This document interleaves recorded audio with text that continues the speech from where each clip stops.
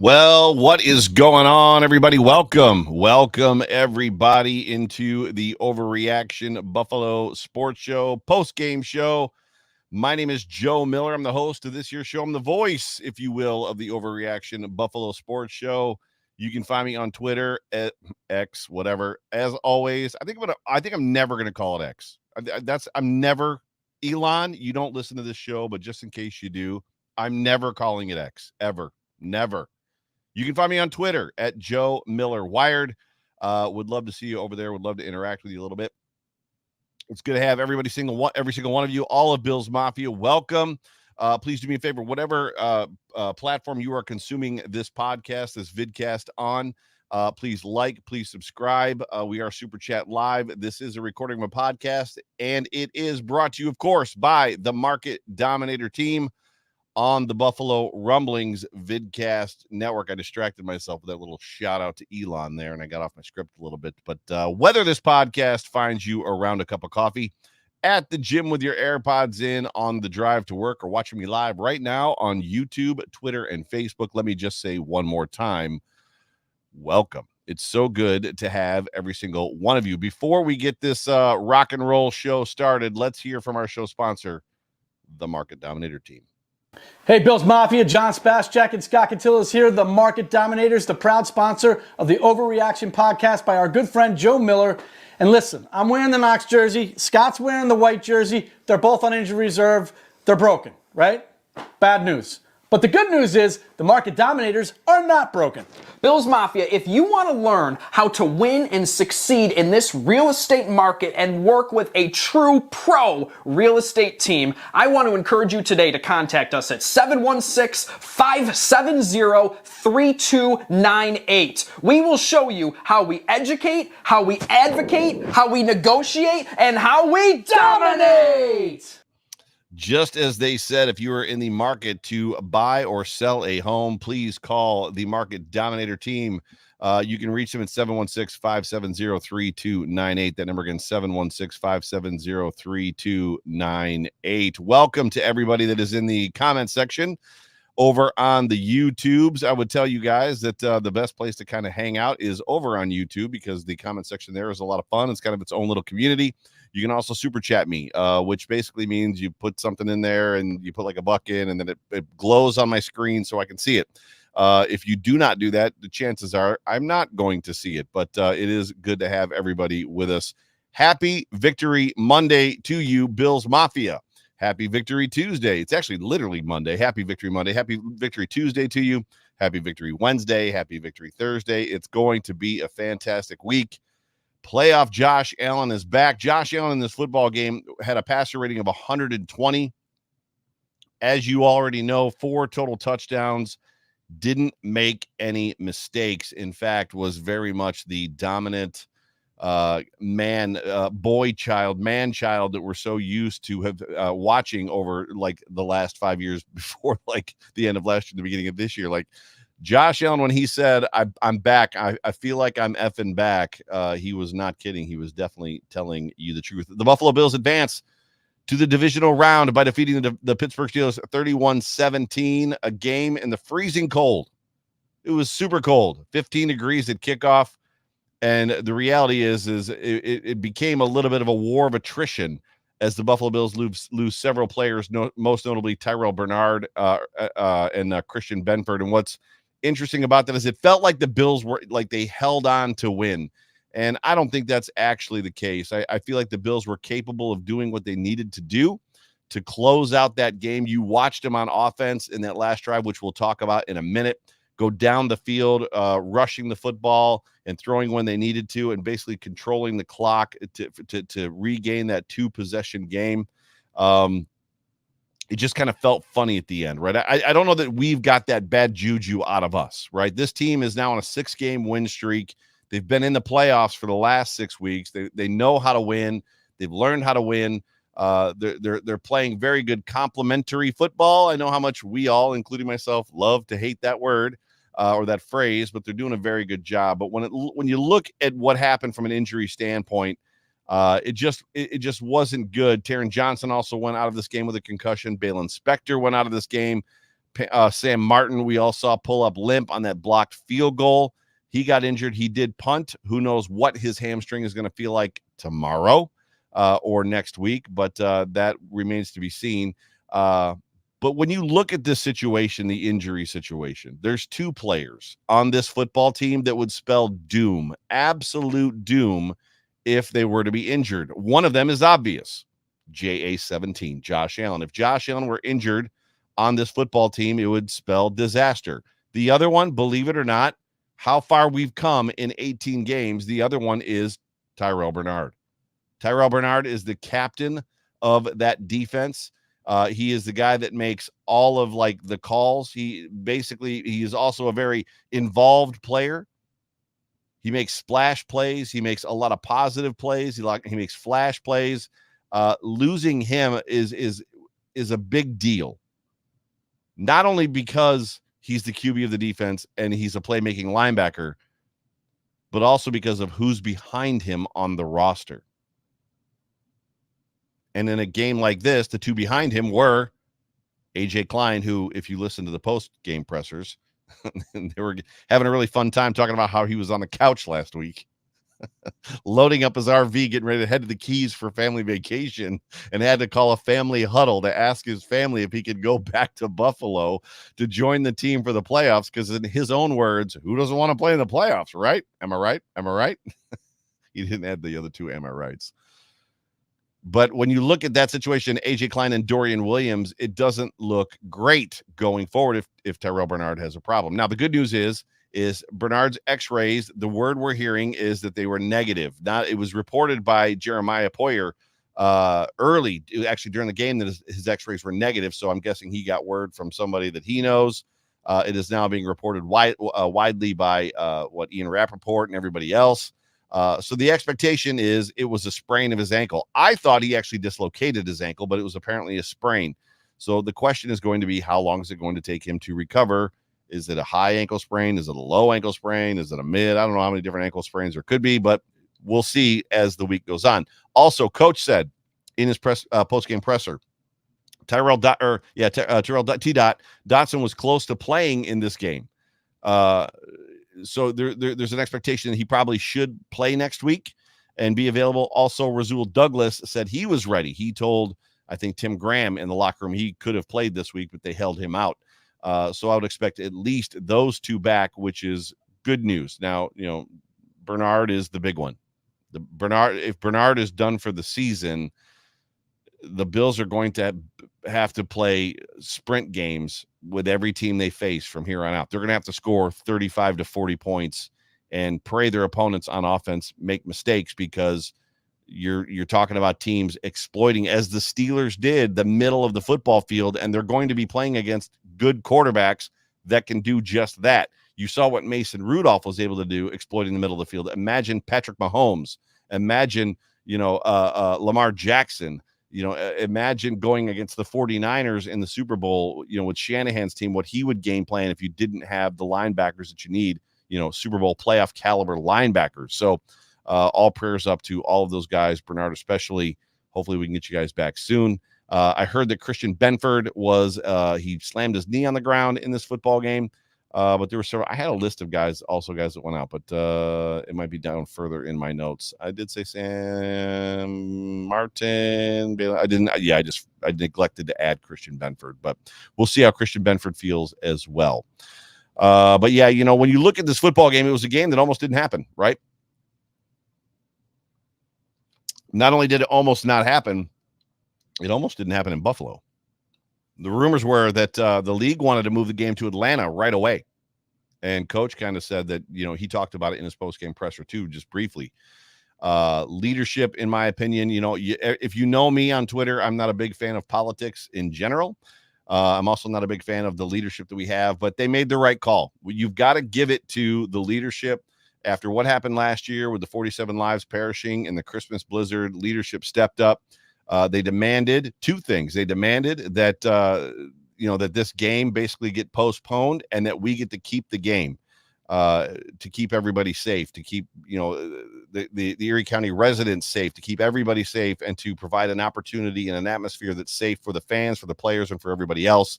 and it was absolutely 100%, as I said, the correct call. And they also, it's important to note as well that Kathy Hochul, the governor of New York State, basically went to bat, is my understanding, to make sure the game did not get moved to Atlanta. She said, just give us 1 day. Give us 1 day. And I'll be honest with you, for a Monday, to have the doubleheader on Monday, it's kind of nice. 4:37 or 4:38, not whatever it is normally, like 7:30, 10:30, like on a opening week. But got our first super chat from Peyton Plays. My guy Peyton, thank you so much for being a part of the show, dude. Always love chatting with you. Dear Sean McDermott, he says, enclosed is a couch-based linebacker, a corner we forgot we drafted, Kair Elam, and a Hall of Famer with 1 leg. Please save our season. Go Bills. That's pretty much on point. That's pretty much on point. So that's well said. But thank you, Peyton, so much for being a part of the show as always. The field, though, however, getting back to this game, was perfect. The stands were an absolute mess. But, it made for a great story, and it made for a great backdrop, and while real quick, while a dome doesn't solve the driving ban issues and a dome doesn't solve the delay of the football game, as a lot of people are like, this is why they should build a dome. It doesn't solve any of those problems. It would have solved some of the mess inside of the stadium, like complete sections being covered like with snow to the point where you could even see the seats. It is important to note, though, that the expectation with the new stadium that they're building currently, 70% of the seats are going to be covered, which I'm excited about. And that design should curb a lot of that snow kind of covering all the seats, as well as protecting us when it rains. Because right now, when it rains, I get wet and I don't like it. So it is what it is. But it was 15 degrees at kickoff, and actually was a beautiful sunny day for this football game. And then as it turned to night, I'm sure it got much colder. I did not attend this football game for various personal reasons, none of which were the cold and snow.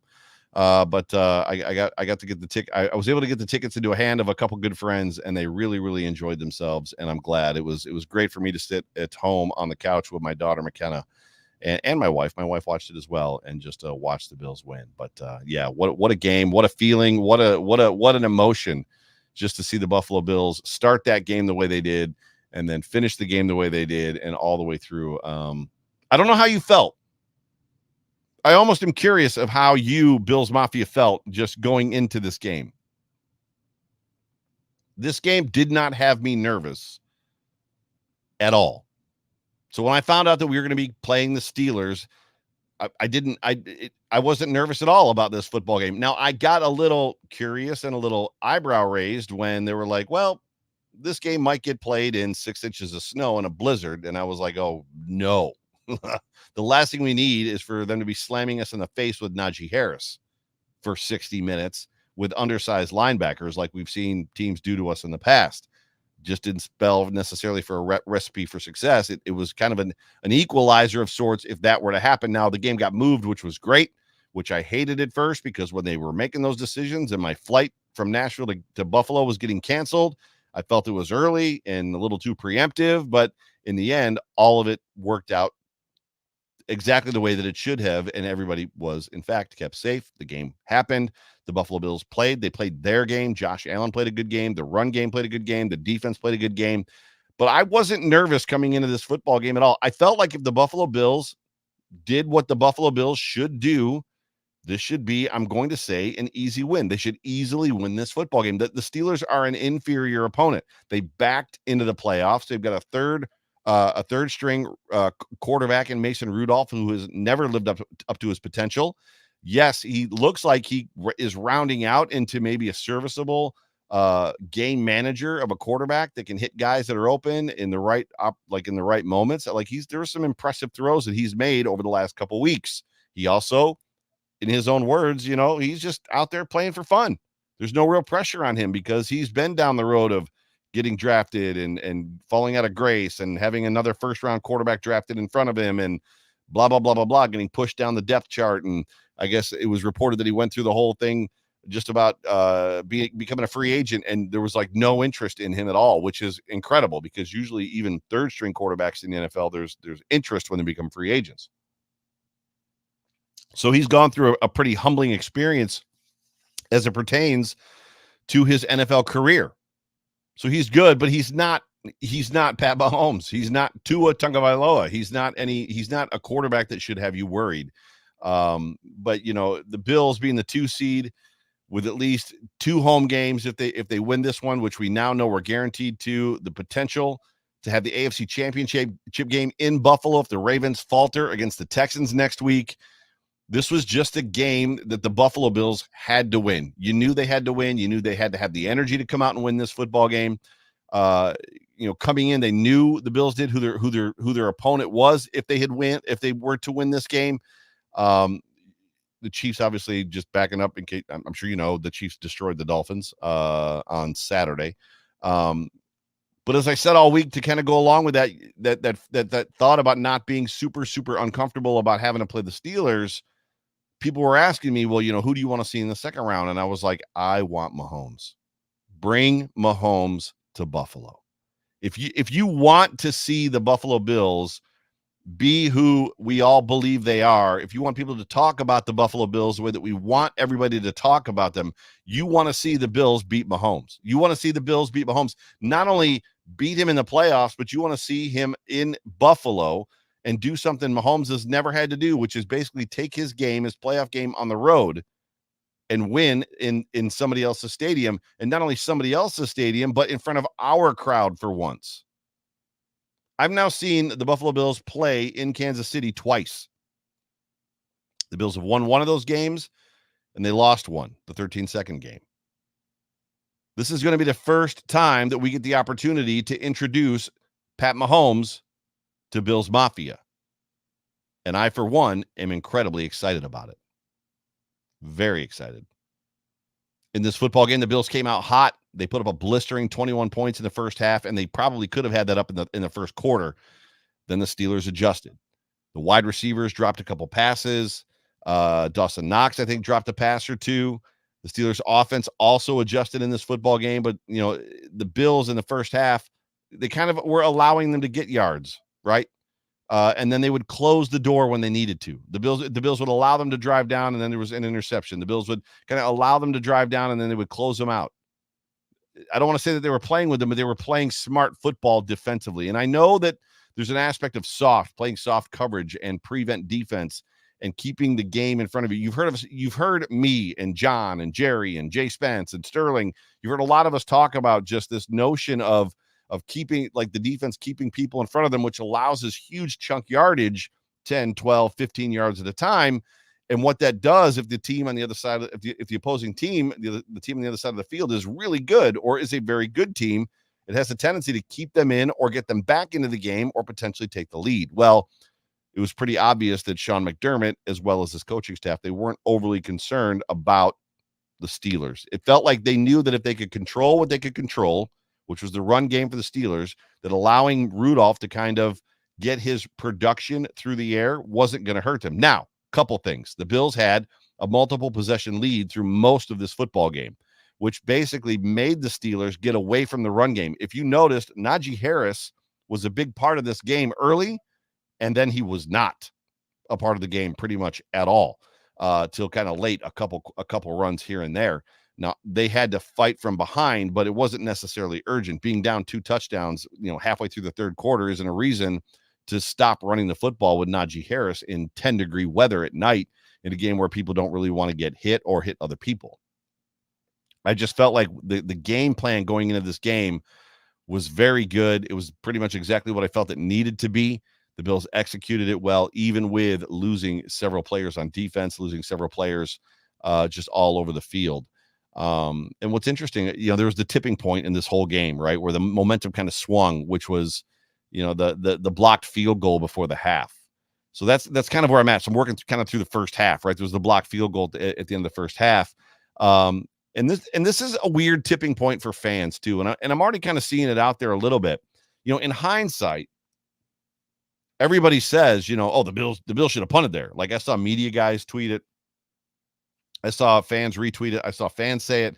Oh, what are the Bills even doing kicking a field goal there? Like, they should have punted that ball. They've got a 21 point lead. They should have just sat on the football or punted it and kicked it deep and then, try to stop them on defense. Why would you kick a field goal knowing that it's this cold and blah, blah, blah, blah, blah, which it's like, oh, I guess I can see the reason in that. You're wanting to protect the lead, right? But in the reverse, if the Bills had punted there, and I don't remember what yard line they are. I could look it up here real quick. Hang on a second. Let me get away from this. If the Bills had punted there, fumble, punted, block field goal. It was a 48-yard field goal, so it was on the 39-yard line, right? So, or 38-yard line. If the Bills had punted from their own 38 up 21-0, can you imagine the outcry from the media and from Bills Mafia talking about how oh my gosh, Sean McDermott is so conservative. He doesn't trust his team, yada, yada, yada. So it's a really kind of strange, like flip-flop tipping point for fans and the media when it comes to that play. It's like, oh, they should have punted it. They should have done something different. It was literally a no-win situation, and the worst possible outcome happened. The only worst possible outcome is you do punt it there, which I would not agree with, and then the punt gets blocked. Like, that's probably the worser. Is there a worstest? That's the worstest possible outcome than what actually happened. But it was 21-7 at halftime. The Bills were firmly in control. They came out, after the kickoff, and I don't think they went 3 and out, but I don't think they definitely had to punt. The Bills offense definitely got slowed down quite a bit. You wonder how much of that was by their own doing and how much of that was by the adjustments that the Steelers were making. Again, as I said, there were some drop balls here and there. But per usual, as most games are, it was the tale of two halves. When a football game is not the tale of two halves, those are when games get teams get run away on, like when it's 45-10 or something like that, or basically what the Packers did, or the Texans did. When you've got two solid halves together, you're blowing the doors off of somebody. But second half, the adjustments by the Steelers, the injuries, they kind of began to set in a little bit and kind of change the course of the game, the feeling. And then the Steelers, with 10 minutes left in the game, pull back within one score, down 24-17. And it got a little uncomfortable. I'm not saying that there was any point, because the Bills were getting the football back. There was no point there for me where I was like, uh-oh, here we go. This game is in jeopardy. It wasn't at any point in jeopardy, but you got a little, right? Okay, I'm going to hold my breath a little bit when the stab of the ball happens, when the ball gets released, which was fun. The Buffalo Bills, you just knew they had to do something in that moment, right? They could not, they absolutely, with it 24-17, they absolutely could not afford a 3 and out. As the Steelers, they had not only on offense found some rhythm, but they had also discovered how they were going to attack the Bills, which again was kind of in the middle of the football field. But the Bills, respond by, putting together a 70-yard drive, mostly rushing the football with Cook and with Josh. They had a couple penalties in there that went their way. And then that absolutely tremendous effort by Khalil Shakir, which is going to be on highlight reels all week long, possibly through the rest of the season. Who knows? It was just a wonderful, wonderful run, run after the catch, to put the Bills up 14 points again and put the game pretty much in the rearview mirror from there. But there was a lot. I mean, there was a lot in this game that to like. It was a good football game. It was a fun football game. It was a playoff game. So there's even more kind of tied to us as Bills Mafia and emotion, knowing that we get to play another week. A whole bunch of teams were eliminated this week. The Dolphins for one, the Cowboys for another, and we were not one of them. Josh Allen, speaking of a couple things that I liked from this game, Josh Allen was poised. He was confident. He made some huge throws. And then he made obviously some huge runs as well. And he never seemed to be forcing it. He never seemed to be in a situation where he was forcing or trying to make something happen. He was almost letting the game come to him. He was clean. He had no turnovers. He threw 3 touchdowns. He rushed for that really, really long one, which in his post-game presser, he said that everybody around him was yelling slide. And, come on, Josh, slide. He goes, I didn't slide. I scored. It's basically what his quote was, which I like. I like the moxie. I like the bravado. The seam pass to Dalton Kincaid was amazing. I don't know how closely you pay attention to the things that the Bills do, but they rarely ever throw a seam pass. Literally to the point that I was lucky enough to be a guest on the Talking Buffalo show with Pat Moran last night on Sunday night.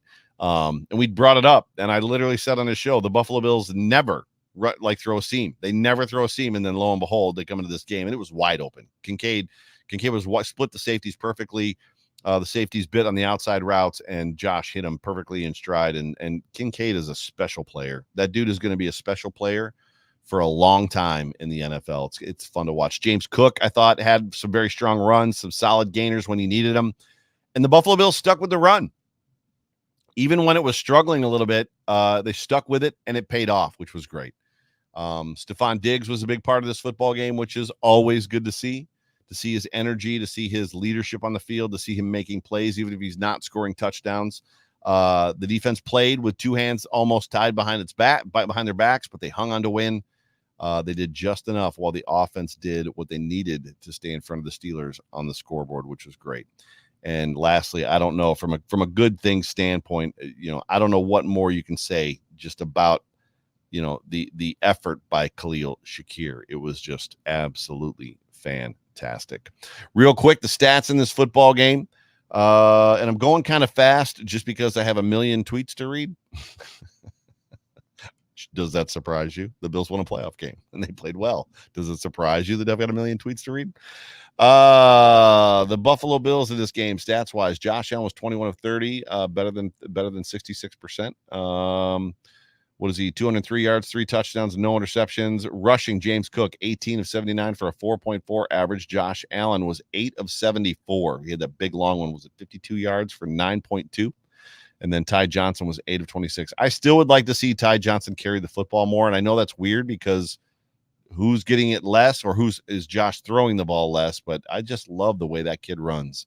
Receiving, Dalton Kincaid led the way, 3 catches for 59 yards. Josh Allen completed passes to 1, 2, 3, 4, 5, 6, 7 guys.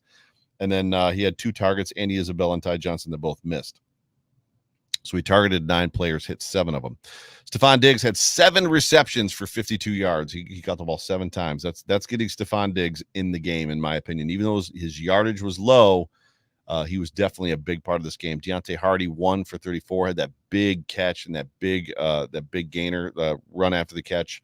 Khalil Shakir, we all saw it, 3 for 31. Latavius Murray, 2 for 13. Dawson Knox, 1 for 9, which was a touchdown. James Cook, 4 for 5. The interesting thing about Khalil Shakir as well, and just this offense in general, and there's been a lot of how do I want to say it? Negativity, right? Kind of launched in Gabe Davis's way. And I'm one of them. And I don't know how the Buffalo Bills necessarily look at that situation and think that they can spend 18 or $20 million on a number 2 receiver whose contract is up in Gabe Davis, which is about what he's going to get or is going to command. Maybe he takes a hometown discount at 15. I think 14 or 15 million a year for Gabe Davis is still paying too much. I don't think you can pay it. But I think the positive behind all of this is the fact that you've now seen the Buffalo Bills offense without Gabe Davis at all through one half of football last week and a whole football game this week. And I don't know how much right now, at least, they're missing him. Now, a lot remains to be seen. If he misses another game, Spagnuolo could game plan differently without Gabe Davis on the field. There's an aspect of blocking that he brings. He's a bigger guy. He's a bigger presence. So, these are kind of first thoughts, but you've got to believe that there's a good opportunity for the Bills to, succeed or have success with some of these other guys, these other players, these other role guys, if Gabe Davis isn't here next year. The Steelers, Mason Rudolph was 22 of 39, 40. I think he's been averaging 20 or 24 pass attempts a game. He threw the ball 40 times in this game. 229 yards, 2 touchdowns, 1 interception. Jaylen Warren, 8 carries for 38 yards. Najee Harris did have the bulk of the carries, 12 for 37.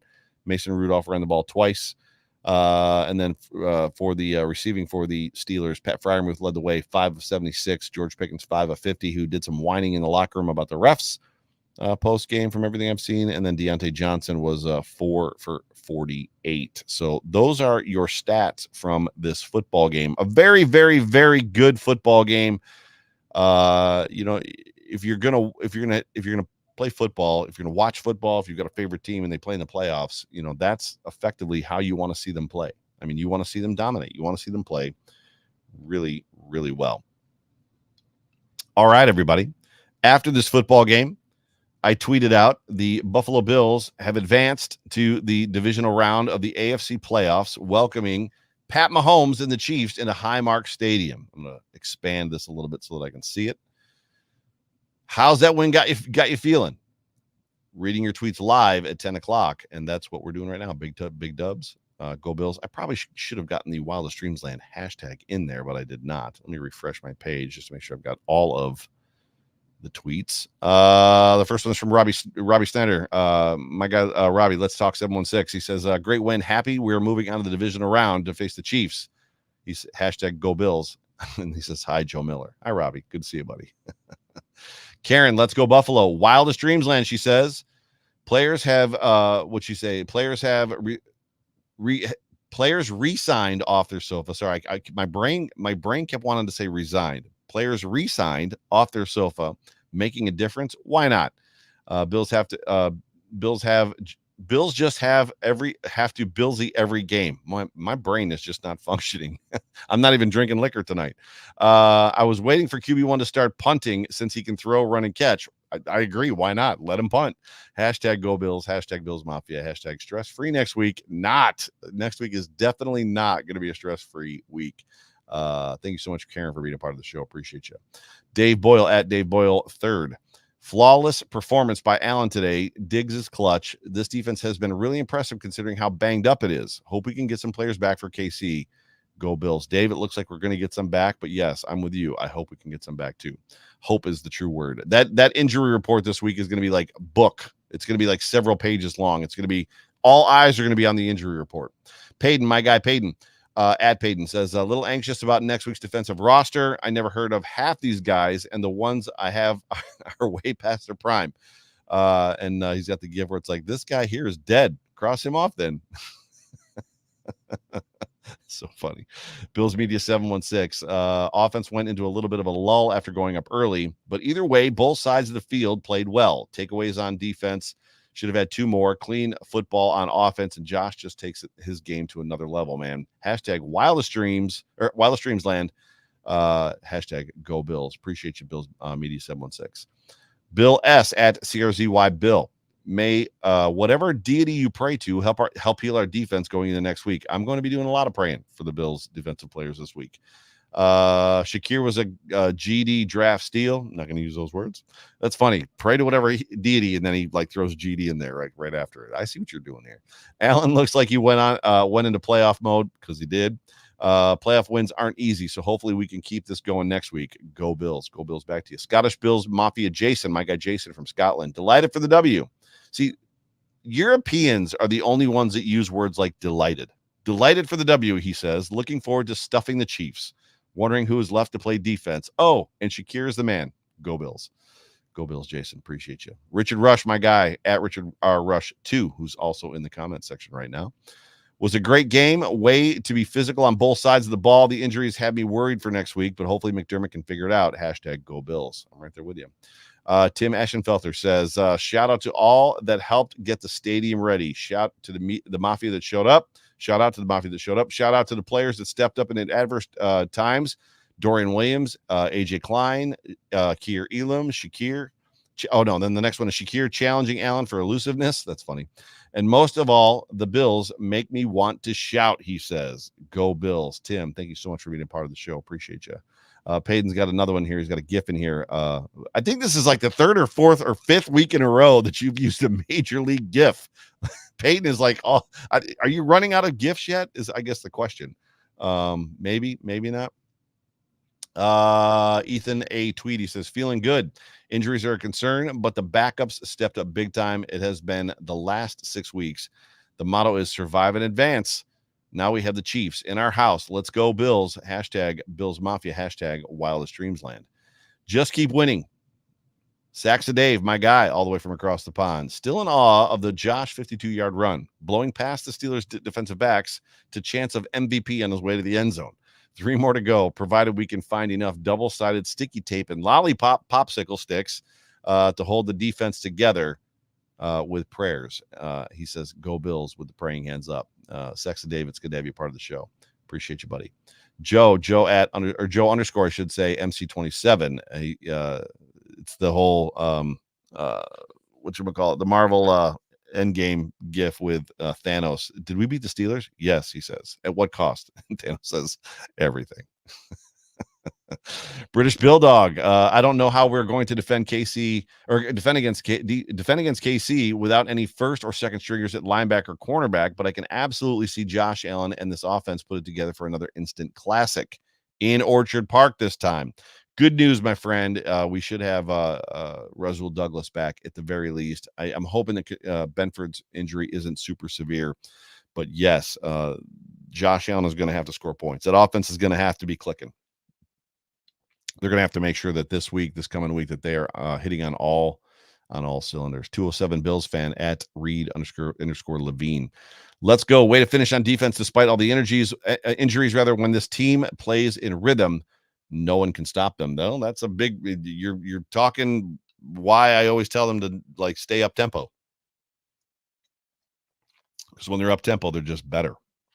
Mike Graham, all right, Mike 13. Injuries are scary, but Josh played amazing and clean. Go Bills.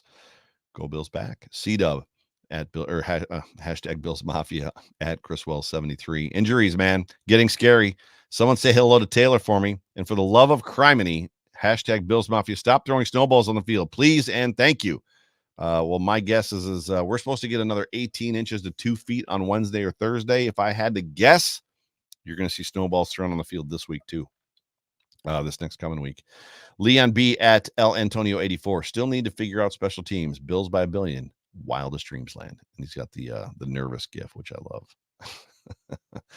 By the way, I am reposting, or I should say retweeting, all of these that say hashtag wildest dreams land. 3 more, Megan says, at foul_Megs. Go Bills. Hashtag wildest dreams land. It's apparently back. Pamela, who's in the chat section, at Pamadonna, says 3 more as well. Bill's nega tweet at who is FCS. Right about now would be a great time for a Milano miracle recovery. Hashtag wildest dreams land. I would agree. I would welcome that tremendously. Paul Calanio at Calanio Duke feels like a loss because of all the injuries. Hope we get most of them back for this football game. I think we're gonna get a couple back. Espo at Bills Mafia 314. The only team that can beat the Bills is the Bills. Espo, I've been saying that for years. That said, our linebacker core was crushed today. Short week, not helping. Agreed, 100%. Anthony at Kettle Dog Dad. Victory Scotch. He's got himself poured out one. Poured a little sip there. I like it, my friend. Emily at Emily MI, and then a bunch of numbers. Emily, it's good to have you part of the show. No one is to sell Taylor Swift, Kelsey Mahomes clan a box. If they come here, they need to be in the elements with the rest of us. I love it. That's gonna get a retweet from me. Eric J. Greenberg, rather, up in Buffalo. He loves this song. He has tagged me on this song 1,000 times. If you have not checked out the Up in Buffalo song, this guy is standing on it big time, which is great. It's awesome. I can't play it on the show. David V at David V_D. The team as a whole has overachieved. The team as a whole has overachieved anything I thought was possible. I really think Sean has our guys poised to host the Lombardi Trophy. Who's with me? Give me a woo. Go Bills. I'm going to be honest with you, David. If there is a year that the path is looks about as good as it could possibly look, this is the year, especially if the Bills can obviously get by the Chiefs this week. If we can beat the Chiefs in Buffalo, you know, we match up well against the Ravens. Sean McDermott knows how to play the Ravens. We've beaten the Ravens in the playoffs and the regular season last year. And if the Ravens somehow lose to the Texans and that domed Texas team with a rookie head coach and a rookie quarterback have to come to Buffalo, I like our chances even better. Then it's on to the Super Bowl, and we'll see what happens from there. Zach Jennings at Zach the Rioter. Very nervous after that blocked field goal. Thankfully, we have Josh Allen. Oh, and the victory was sweeter knowing that I was at work watching the game with a coworker who was a Steeler fan who was pissed and want to bet with my boss that the Bills win and the Fins lose. The boss is a Fins fan. Oh, excuse me, a Fins fan. So you work with a Steeler fan and a Fins fan. Zach, this was a great week for you. Freaking fantastic week. Texas Bills fan at Go Bills Harris. It's what we are built to do. Win. I never thought we would lose this game, but let's put our feet on the throats of the Chiefs and never let it up. But tonight, go Bills. Bills by a billion. Bills versus the world. Love it. Just the truth. At EPEC Epic Bulldogs. Win felt good. Our depth is great, but we have a lot still to clean up. It's true. Laskees, Shakir became a Bills legend tonight the way Taron Johnson did with his pick 6 against Baltimore in 2021. Was an absolutely incredible run after catch. 76 is eligible at Chameleon 14. Sorry. I'd say welcoming might be a little overstated, but I get your point. He's talking about my original tweet. We'll be welcoming the Chiefs. We're definitely not welcoming him in. Gianni Bravo 5 has the gif of Josh Allen do the little wavy things from the Patriot, the perfect game the Bills played a couple weeks back. Love that gif. It's one of my favorites. Stephen Lamb at Stephen_Lamb2. Big win, but concerned with all the injuries, of course. There's a ringing theme here amongst Bills Mafia. We know what's at stake, and we know what these injuries mean. Michael Mix at Adirondack Mike 7. I've never been more confident than I am right now that this team is going to make a deep run. Michael, I love it. I love the positivity and the energy. Bob Brooks. Hey, Patrick, come on over and play in our backyard. I wish you'd have put for change. I wish I could edit your tweet, Bob. Hey, Patrick, come on over and play in our backyard for a change. Tell your mom you're coming to my house for once, right? We all had that kid in the neighborhood where all the kids had to go to his yard all the time. Like it wasn't like a round robin where everybody got to play in everybody's backyard. We were always going to Billy's house for some reason. Seems like that's how it's been with Pat Mahomes. Carl Music. Kincaid is always blocking downfield. Love to see it. See you at the Mafia House next week. Go Bills. Carl, I'll see you there. Dave at Chase's dad 0729, incredibly confident. If we can just get Rasul Douglas back, I think we're gonna have him next week, Dave. Maybe some of those injuries aren't that bad, but losing Bernard sucks. It's true. Z Garrett W. I'm concerned about all the defensive injuries, but it's about time Mahomes gets a proper introduction to Bills Mafia. Right there with you. D folks. Not great, he says. He's not feeling great. Bills seemingly have lost their vertical wide receiver offense, and what's up with Cook since the Dallas game? The D without Bernard could be in trouble. Crippled if Tehran is out too. Klein will get chewed up by the Chiefs. Now we have a kicker problem. Ugh. Well, way to bring the positivity. Enjoy the win, bro. It's Victory Monday for at least another hour and 15 minutes. Enjoy the win. Worry about this stuff on Tuesday or Wednesday. And worry about it next week. Don't worry about it. Man, yikes, Debbie Downer. You need to change your handle to Debbie Downer. Charles Byrne, hyphen Go Bills. So if Joe Brady can do this by picking up the notebook midseason, imagine what next year will bring. Fair enough. Hopefully there will be growth and it won't be Joe Brady putting his thumbprint all over this playbook and doing things that he wants to do, which is what happened with Ken Dorsey and Brian Dable's playbook. We're going to see. Although he still is the interim, they haven't hired him officially yet. Florida man Rob. Next up mentality has been the mantra all season. Put Rasul Douglas on Kelsey and shut down corner Kier Elam on Rice, and we will win, he says. I like that positivity. Charles Byrne comes back for it. He's got 2 here. Yes, we won, but this should have been more like 43-17. What is up with Bass? Can't answer you. He's got a bunch of them in here. It does not feel good. Terrible injury, says Scott Petco. Sorry, Scott. Another Scott Danks. It's go time now. Biggest game of the McDermott Bean tenure. This is absolutely 100%. This is the biggest game of their tenures here as part of the Buffalo Bills. And then the week after that will be the biggest game. And if the Bills win that game, that next game, those 2 next games will be the biggest games of their careers. Taco Bell says, we won, not impressively. We get to play again next week, and that's all that matters. I agree with you. Adam at Adam Runs Strong. No time for feelings. I've got to get ready for KC. I like it, Adam. I like it.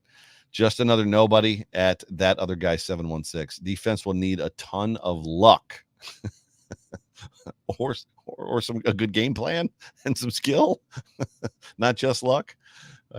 Scott Patterson says, I've got a feeling.